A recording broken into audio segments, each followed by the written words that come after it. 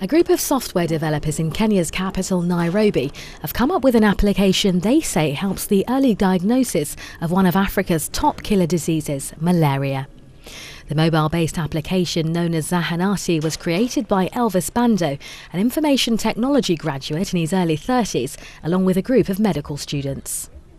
With millions of people easily accessing medical information online, Bando says self-diagnosis is sometimes counterproductive.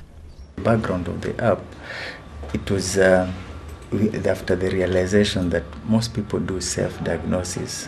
When I am sick, first thing I go online, I check whether whatever the symptoms I have are related to a certain disease or something like that.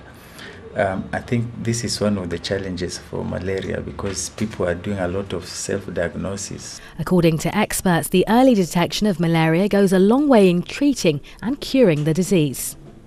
Users of Zahanati send a list of their symptoms via text message to an interactive database that then replies with a set of questions to determine a preliminary diagnosis. What the app does is looks at the data that you have supplied and checks back at what the doctors gave us. The back end has a lot of data for malaria. So are these symptoms correlated? And then gives you that diagnosis. I would think it's more authentic because it runs on actual prescription. Malaria affects more than 200 million people worldwide every year and kills around 600,000 of them, primarily children under the age of 5 in sub-Saharan Africa. Most severe forms of malaria are caused by the parasite Plasmodium falciparum, which is spread by mosquitoes. The distribution of counterfeit drugs is also making it increasingly difficult to effectively fight the disease.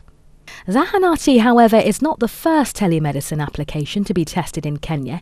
However, some experts question the viability and reliability of such methods.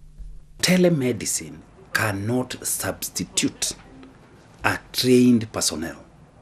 We are talking about an aid to a gadget that facilitates, a system that facilitates, but it is not the ultimate. For example, you can't diagnose malaria by just saying, I'm having weak joints, I'm having fever, I'm feeling, I had traveled to Kisumu or I had traveled to Western.